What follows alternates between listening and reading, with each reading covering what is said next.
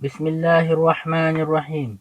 Teguran suci dan jujur terhadap Mufti Johor oleh Haji Abdul Malik Abdul Karim Amrullah.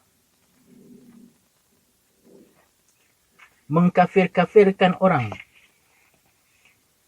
Kemudian daripada itu, Sahibus Samahah Al-Mufti telah menyatakan bahawa seorang ketua kaum muda di Mesir bernama Abu Zaid, Muhammad Abu Zaid, telah dihukum kafir oleh ulama-ulama yang besar di Mesir, dan kerajaan Mesir telah mengharamkan kitab tafsir Al-Quran yang dikarang oleh Abu Zaid, dan kerajaan Mesir telah membakar tafsir Al-Quran orang Ahmadiyah Qadiani.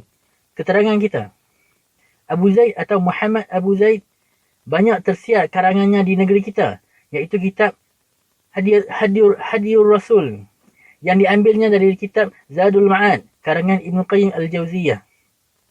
Sebagai seorang Islam yang ingin hendak berkhidmat kepada Islam, dia telah mengarang juga tafsir daripada beberapa ayat Al-Quran.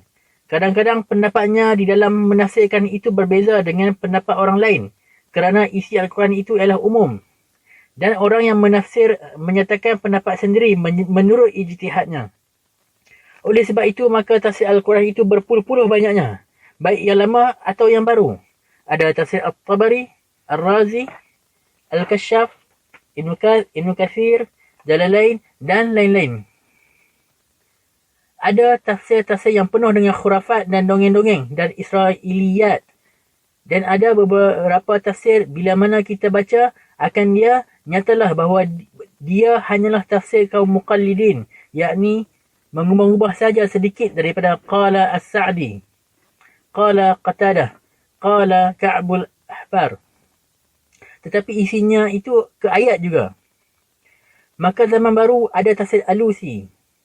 Sudah itu menyusul tafsir Al-Manar yang dinamai juga tafsir Al-Ustaz Al-Imam karangan As-Sayyid Rashid Ridha, dan ada tafsir Al-Jawahir oleh Syekh Tantawi Jauhari, dan ada tafsir Al-Maraghi yang agak baru, dan ada tafsir Tahta Zilalil Quran karangan Sayyid Qutb yang diselesaikannya sedang dia di dalam penjara. Dan sebelum tafsir Al-Maraghi dan Tahta Zilalil Quran, Syekh Muhammad Abu Zaid membuat tafsir pula rupanya. Ada di antara tafsirnya itu yang salah. Tetapi maksud si pengarang tiada salah. Maka bangkitlah beberapa ulama besar Al-Azhar menyatakan kemarahan atas tafsir itu, dan setengahnya menghukumkan kafir si pengarangnya, meskipun Sahibus Samahah Al-Mufti menyatakan bahawa ulama Al-Azhar yang menghukumkan kafir itu adalah ulama besar di Mesir. Saya sendiri dan kawan-kawan yang disebut oleh Sahibus Samahah Al-Mufti, kaum muda, tidaklah lekas hendak menerima hukuman kafir yang dijatuhkan itu, walaupun ulama besar Mesir ini harus pula ditulis dengan huruf-huruf besar dan serban-serban besar pula. Sebab apa?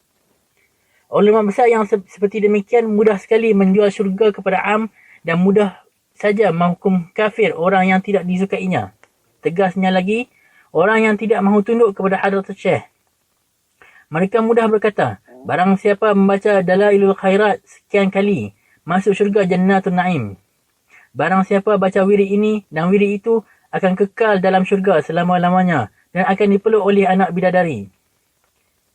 Demikianlah mudahnya mereka membahagi-bahagikan syurga kepada murid-muridnya.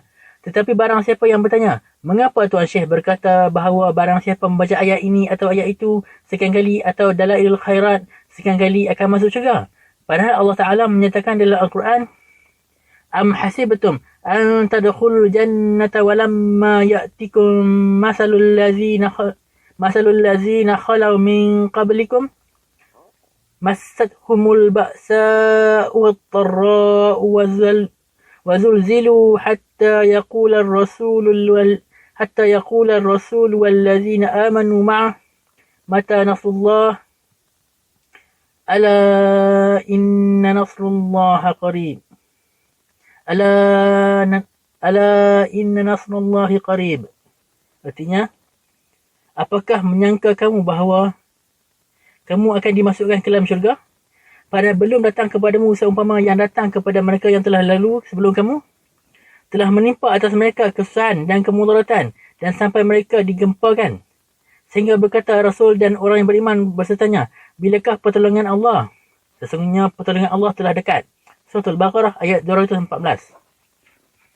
Maka berdasar kepada ayat ini, kami percaya bahawa tidaklah mudah masuk syurga dengan hanya membaca wirid-wirid dan dalail khairat, melainkan wajib berani, menderita dan sengsara kerana menegakkan agama Tuhan.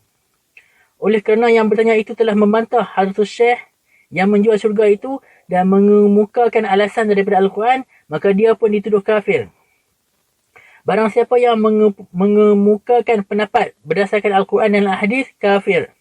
Barang siapa yang menurut sahaja pendapat Hadratus Syekh, itulah Islam sejati. Masya Allah. Ulama besar di Mesir itu jugalah yang menghukum kafir Mufti Ad-Diyar Al-Masriyah, Syekh Muhammad Abduh. Ulama-ulama besar di Mesir itu jugalah mencabut ijazah Syekh Ali Abdul Raziq kerana karangannya yang bernama Al-Islam wal Usulul Ahkam. Ulama-ulama besar di Mesir itu pula lah yang mengeluarkan fatwa bahawa Raja Farouk yang diusir rakyat Mesir dari mahliganya, bahawa duli seri baginda yang maha mulia adalah keturunan Ahlul Bait. Dan bilakah hal itu kejadian? Ialah semasa Al-Azhar dipenuhi dengan ulama-ulama besar dan masyhur kerana kebukaan fikirannya. Tetapi kemudian bagaimana? Ulama yang besar dalam kebukaan otaknya kian lama kian hilang. Dan naiklah ulama Azhar yang kaum muda. Mulailah perubahan itu dengan masuk Syekh Mustafa Al-Maraghi dan Mustafa Abdul Razak yang menjadi Syekh Jami'ul Azhar, dan kedua-duanya adalah murid daripada mahkota kaum muda, iaitu Syekh Muhammad Abduh yang dahulunya dikafirkan oleh ulama Al-Azhar. Adapun Syekh Ali Abdul Raziq yang pernah dicabut ijazahnya sebagai anggota ulama besar, kemudian naik menjadi Menteri Urusan Waqaf dengan tidak menyebut-nyebut lagi cabut ijazah yang amat memalukan itu. Kemudian berganti-gantilah orang yang berhaluan Muhammad Abduh memimpin Al-Azhar. Seumpama sahibul fadilah Abdul Hamid Salim dan wakilnya Syekh Dr. Abdul Latif di Azhar. Dan setelah pemberontakan Jamal Abdul Nasir, naiklah seorang pengikut Muhammad Abduh yang lain, sahibul fadilah Syekh Haidar Hussein. Kemudian itu Syekh Dr. Abdul Rahman Taj dan wakilnya Syekh Muhammad Shaltut. Semuanya orang Abduh, nenek kaum muda. Dan sekarang nama Syekh Muhammad Abduh yang dahulu dikafirkan itu dipuja-puja di mana-mana. Berpuluh-puluh buku diharang khas untuk mengingat jasanya. Dan oleh pemerintah Mesir yang sekarang diakui bahawa Syekh Muhammad Abduh adalah orang yang mula-mula membuka fikiran baru. Tegasnya fahaman muda di Mesir, di dalam bahasa Inggeris ditulis the first leader of modern thought in Egypt. Tempatnya dalam sejarah Mesir diletakkan di atas sekali, di atas daripada Arabi Pasha atau Mustafa Kamal Atatürk atau Said Zaghloul. Di dalam mengingat Muhammad Abduh yang dihukumkan kafir itu, patut juga diingat ulama Mesir yang mengepalai kawan-kawan mengkafirkan Muhammad Abduh ialah As-Sayyid Taufiq Al-Bakri, yang ketika itu menjadi Naqib Al-Ashraf di Mesir. Tidak lama sesudah beliau mengkafir-kafirkan itu, beliau pun ditimpa sakit otak dan masuk rumah sakit gila. Dan bertahun-tahun lamanya beliau yang mulia itu tinggal di dalam rumah sakit. Barangkali sebabnya ialah kerana taqiyatul tamir, tekanan perasaan halus, kerana mengkafir-kafirkan sesama Islam. Setelah lebih daripada 20 tahun di rumah sakit, beliau pun sembuh dan keluar. Maka ketika ditanyai orang, masih tetakkah beliau menghukum kafir Syekh Muhammad Abduh? Dengan air mata berlina-lina, beliau menyatakan bahawa tuduhannya itu adalah salah dan Syekh Muhammad Abduh tidak kafir. Tidak beberapa hari setelah beliau mengakui kesalahan itu, beliau pulang ke rahmatullah. Tetapi Alhamdulillah, setelah wafat Syekh Taufiq Al-Bakri itu, tidaklah ada seorang pun dari kaum muda, baik di Mesir atau di mana-mana, yang mengarang kitab mengatakan bahawa Syekh Taufiq Al-Bakri telah ketika mati terhuluk atau terjuluk lidahnya satu hasta.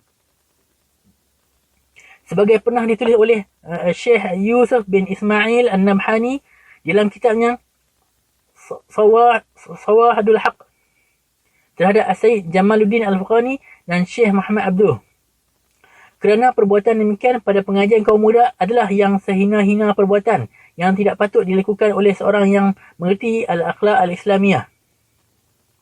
Di sini Sahibus Samah Al-Mufti menyerumpunkan sekali lagi di antara Abu Zaid Nama sebenarnya ialah Muhammad Abu Zaid, tetapi Tuan Mufti tidak mahu menulis nama orang dengan lengkap, dengan Ahmadiyah. Padahal Syekh Muhammad Abu Zaid adalah kaum Islam seperti kita, percaya bahawa tidak ada Nabi atau Rasul sesudah Nabi Muhammad. Sedangkan Ahmadiyah Qadiani mengakui ada pula Nabi sesudah Muhammad. Tetapi untuk meragukan orang awam, maka Sahibul Samah Al-Mufti menyamakan keduanya sebab tafsirnya sama-sama dibakar. Melihat cara-caranya, Sahibul Samah Al-Mufti sebagai pembela kaum tua di dalam menghantam kaum muda, bagi beliau rupanya tidaklah mengapa memukul kaum muda dengan membuat fitnah. Dahulu ketika orang Nasrani di Sepanyol telah dapat mengalahkan orang Islam, maka pendeta-pendetanya mengeluarkan fatwa, tidaklah mengapa memakai segala jalan, walaupun dengan memfitnah atau membunuh atau menganiayai, asal saja dapat memusnahkan orang Islam. Kerana tujuan mereka ialah membinasakan dan menghapus Islam, maka pendeta-pendeta itu telah memakai pepatah al-ghayatu tubarrul wasilah. Jadi, untuk mencapai maksud, halal segala alat untuk mencapainya. Sekarang Sahibul Samah Al-Mufti rupanya memakai cara-cara pula. Al-ghayatu tubarrul wasilah. Asal saja kaum muda dapat dipukul hancur, tidaklah mengapa berdusta mengatakan kerana was-was kaum muda 10 juta orang Indonesia masuk Nasrani. Tidaklah mengapa kaum muda dihukum kafir dan diserumpunkan dengan Ahmadiyah. Malahan di dalam keterangan selanjutnya, Sahibul Samah Al-Mufti menurut Semenanjung bilangan 109 itu, beliau telah mengkafirkan orang-orang Islam yang ingkar akan kenajisan daging babi. Al-ghayatu tubarrirul wasilah. Beliau mengatakan Muhammad Abu Zaid kafir sebab kitab tafsirnya sama-sama dibakar dengan tafsir kaum Ahmadiyah Qadiani. Adapun menurut pendapat kaum muda, tidaklah mustahil ada beberapa masalah yang bukan pokok i'tikad yang sama pendapat kita dengan orang yang bukan seagama dengan kita. Orang Yahudi berkhatan, orang Islam berkhatan, tetapi orang Islam bukanlah orang Yahudi. Orang komunis berjuang hendak membela nasib orang melarat. Orang Islam pun berjuang hendak membela, bahkan telah membela nasib orang melarat. Tetapi Islam bukanlah komunis. Orang Nasrani, yakni Kristian, mempunyai ajaran cinta ilah sesama manusia. Orang Islam pun mempunyai ajaran tidak beriman seseorang kamu sebelum cinta kepada saudaranya sebagai cinta kepada dirinya sendiri. Tetapi meskipun sama dalam soal cinta, namun orang Islam bukanlah orang Nasrani. Karangan Abu Zaid dibakar oleh ulama-ulama besar Mesir dan tafsir Ahmadiyah dibakar pula. Tetapi Muhammad Abu Zaid bukanlah orang Ahmadi. Orang Nasrani di Sepanyol menghalalkan membohong dan memfitnah dan menganiaya asal orang Islam dapat dimusnahkan. Sahibul Samah Al-Mufti membuat khabar-khabar yang bohong dan mengkafir-kafirkan untuk memukul kaum muda. Tetapi Sahibul Samah Mufti bukanlah orang Nasrani atau sama dengan Nasrani. Na'udzubillah. Begitulah caranya kaum muda berfikir. Kaum muda memegang teguh adab al-bahthu. Kaum muda memegang teguh sikap keadilan. Jangan sampai kebencian kita kepada satu orang atau satu golongan menyebabkan hilangnya keadilan. Menurut sabda Rasulullah, "I'dilu huwa aqrabu litaqwa." Artinya, adilah kamu kerana ia akan mendekatkan kamu kepada ketakwaan. Barangkali ada kawan-kawan yang akan berkata bahawa cara-cara yang dipakai oleh Sahibul Samah Al-Mufti adalah caranya kaum tua. Saya pun yakin bahawa bukan semualah kaum tua memakai cara-cara Sahibul Samah Al-Mufti itu. Dan kalau ada pula kaum muda memaki cara-cara demikian, bukanlah pula dia kaum muda.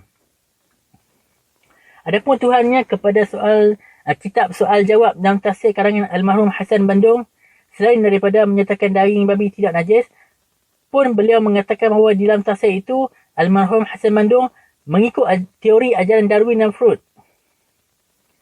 Pada saya ada tafsir Al-Furqan almarhum Ahmad Hasan Bandung itu, sebanyak 1256 halaman. Tidak ada satu kalimat pun terdapat di sana bahawa almarhum Hasan Bandung mengikuti teori Darwin dan Freud. Sebagaimana diketahui bahawa teori Darwin adalah mengatakan asal usul manusia adalah daripada kera. Saya balik tafsir itu dari awal sampai akhir, terutama dalam hal Adam sebagai asal usul manusia. Almarhum Hasan Bandung tidaklah menganut teori Darwin. Dipersilakan pembaca membaca tafsir itu dengan teliti supaya nyata bagaimana fitnah dan bohong yang disebarkan mufti, atau jangan dibaca sama sekali supaya tetap percaya kepada mufti walaupun dia telah bohong. Teori Freud ialah tentang hidup dan berfikirnya manusia ini adalah berpungkuk pangkal kepada nafsu syahwat semata-mata. Freud menamainya libido. Dan menurut teori Freud itu juga bahawasanya agama itu hanyalah buatan manusia saja. Dahulu kala manusia itu jatuh cinta kepada ibunya sendiri. Sebab hendak menyentuhi ibunya, maka dibunuhnya ayahnya. Kemudian dia menyesal, lalu diperbuatnya agama. Sahibul Sama'al Mufti mengatakan almarhum Hasan Bandung memakai teori itu. Allahu Akbar. Mazlum almarhum Tuan Hasan. Tuduhan bahawa almarhum Tuan Hasan Bandung menafsirkan Al-Quran menurut teori Darwin dan Freud ini adalah salah satu daripada 3 sebab. 1. Mufti Johor telah mempelajari benar-benar akan kedua-dua teori itu. Maka untuk menjatuhkan lawannya, dibuatnya lah fitnah yang sangat besar itu.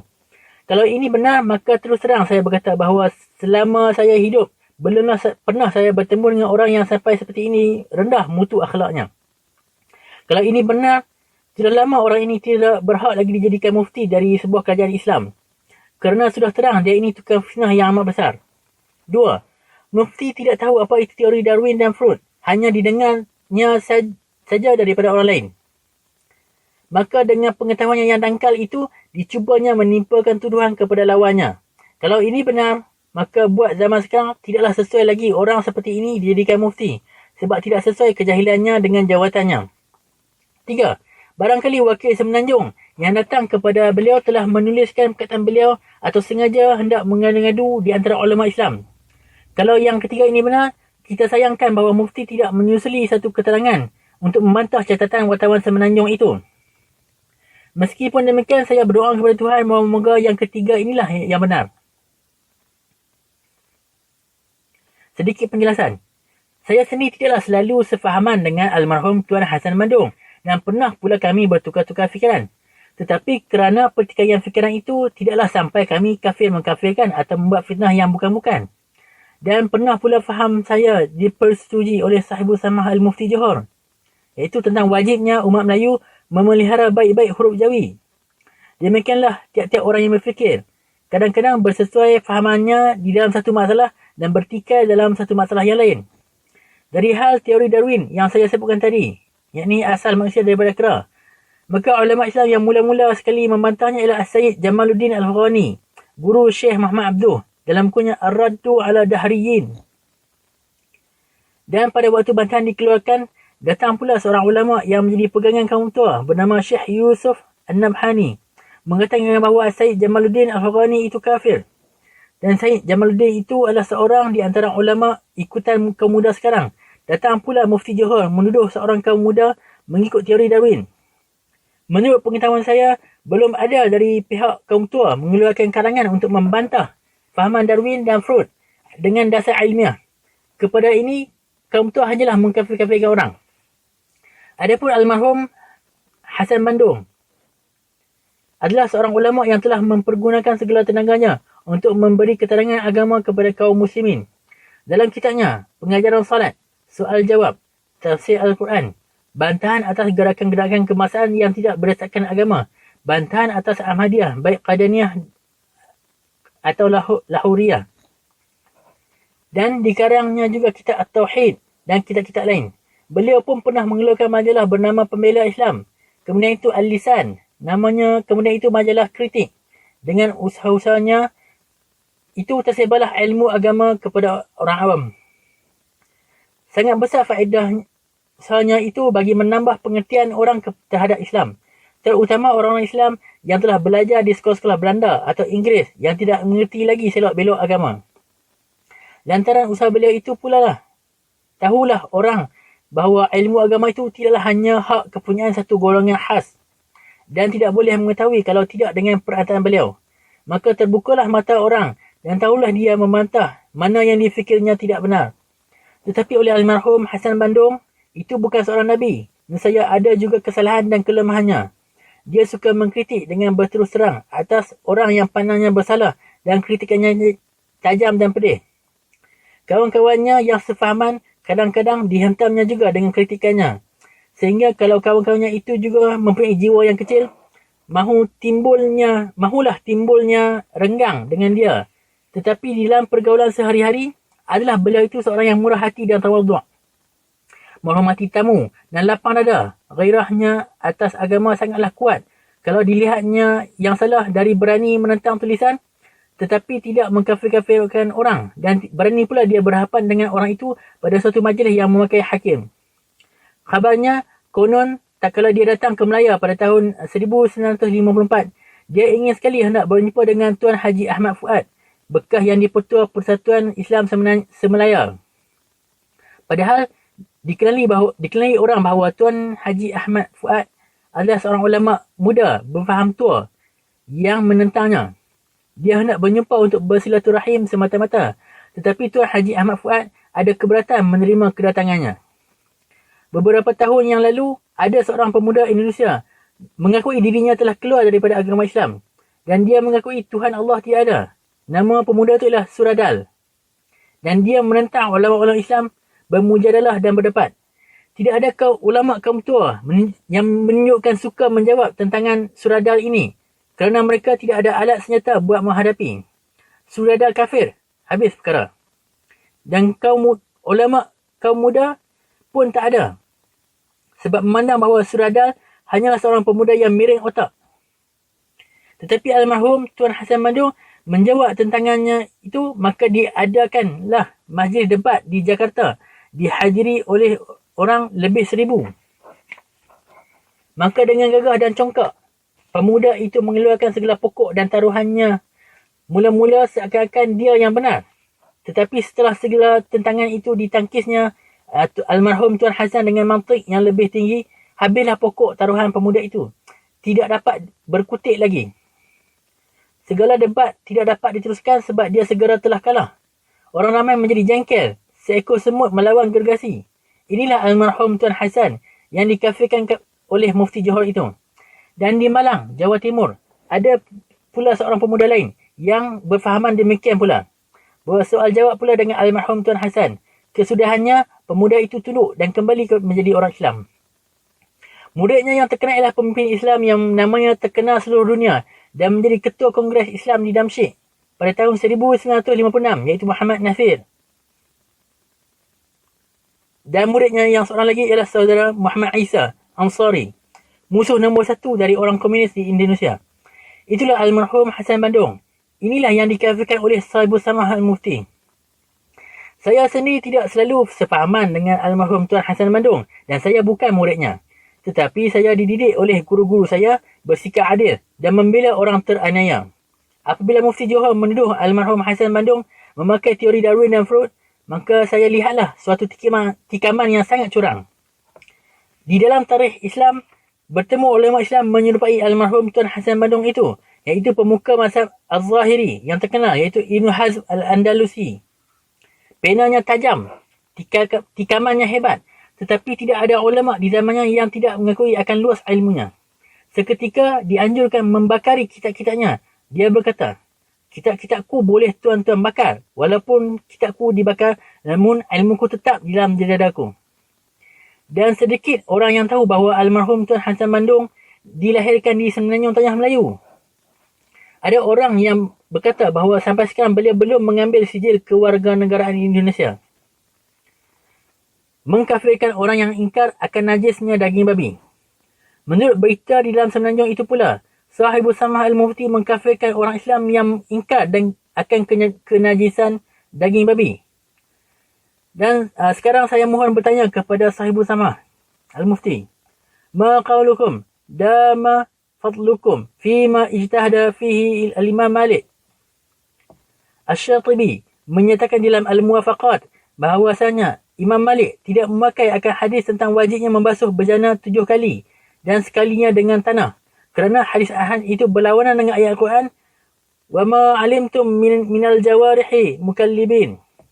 Artinya, yakni tentang bolehnya dimakan tentang binatang buruan halal yang bekas digigit oleh anjing pemburu. Al-Imam Malik berkata, yu'kalu sayduhu fakaifa yukrahu lu'abuh. Artinya, boleh dimakan binatang buruannya, mengapa dibenci air ludahnya? Jadi Al-Imam Malik berpendapat air ludah bekas jilatan anjing tidak najis. Padahal hadis bejana itu menunjukkan najis. Dan almarhum Tuan Hasan Bandung dan Abu Bakar Asy'ari dan lain-lain berpendapat daging babi pula tidak najis. Padahal orang yang menghukumkan najis hanya kerana dikiaskan kepada hadis bejana. Kerana tidak ada pula nas sendiri daripada hadis yang menyatakan wajib dibasuh 7 kali. Sekalinya dengan tanah kalau bejana dijilat babi. Sekarang saya bertanya, kalau Sahibu Samah Al-Mufti dihukumkan kafir orang yang menyatakan daging babi itu tidak najis, bagaimana dengan ijtihad Imam Malik yang menyatakan pula bahawa air ludah anjing tidak najis? Padahal ada hadisnya. Apakah Imam Malik kafir juga? Atau lebih kafir daripada almarhum Tuan Hasan Bandung? Kalau Sahibu Samah Al-Mufti berani menyatakan bahawa Imam Malik kafir, maka pembaca yang arif bijaksana akan maklum kata-kata apa yang akan saya katakan terhadap orang yang memakai pangkat mufti ini. Pastilah Sahibu Samah akan menjawab, tidak, Imam Malik tidak kafir. Al-Imam Malik di dalam berijtihad memakai al-qiyas dan masalihul ammah dan qa'idul ammah. Dan terkadang beliau meninggalkan khabar ahad. Maka oleh sebab hadis bejana itu adalah hadis ahad, sedangkan ayat Al-Quran tentang binatang buruan dibawakan anjing dengan mulutnya adalah al-asal, maka beliau dahulukan al-asal daripada khabar. Sebab ayat Al-Quran adalah qat'i dan al-khabar itu zanni. Dan yang qat'i didahulukan daripada yang zanni. Tentu beliau akan mengatakan bahawa bukan pada masalah itu sahaja Imam Malik mempunyai pendapatnya sendiri. Beliau pun tidak memandang sunnah puasa 6 Syawal. Beliau pun tidak menerima hadis ahad. Beliau pun tidak mengambil hadis man mata wa alaihi siyam sama anhu walabuh. Artinya barang siapa yang mati meninggalkan puasanya hendaklah dilunaskan oleh ahli warisnya. Dan ada lagi masalah-masalah lain. Jadi kalau Imam Malik tidak kafir oleh kerana tidak memakai hadis bejana kerana berlawanan dengan ayat buruan, mengapa almarhum Tuan Hasan Bandung dan Abu Bakar Asy'ari dan lain-lain menjadi kafir? Padahal tentang najasah di dalam Al-Quran itu tidaklah sefahaman ulama bahawa najasah dalam Al-Quran itu tidaklah sefahaman ulama bahawa artinya adalah najis semata-mata. Padahal tentang rijsun dalam Al-Quran itu tidaklah sefahaman ulama bahawa artinya ialah najis semata-mata. Boleh juga berarti kotor dan jijik. Teranglah bahawa masalah ini masalah ijtihad yang telah ada sejak dahulu. Saya pun tidak dapat menyeruti Imam Malik dalam perkara ini kerana saya memandangnya dari segi lain. Saya pun tidak sependapat dengan almarhum Tuan Hasan Bandung dan Abu Bakar Asy'ari dalam perkara ini. Ijtihad tidak dapat disangga dengan ijtihad pula. Tetapi saya keberatan menuduh orang kafir. Kerana dalam kitab-kitab hadis dan fiqah sudah ada babur riddah yang menuliskan syarat-syarat yang dapat menyebabkan orang jadi kufur dan hukum yang mengkufurkan orang lain. Agama ada mempunyai batas-batas dan kesopanan yang tidak boleh kita lampaui. Di sini saya tegaskan bahawa Al-Fadhil Abu Bakar Asy'ari adalah seorang Muslim, As-Sunni As-Salafi. Saya berkata dengan mengingat tanggungjawab saya di hadapan Allah.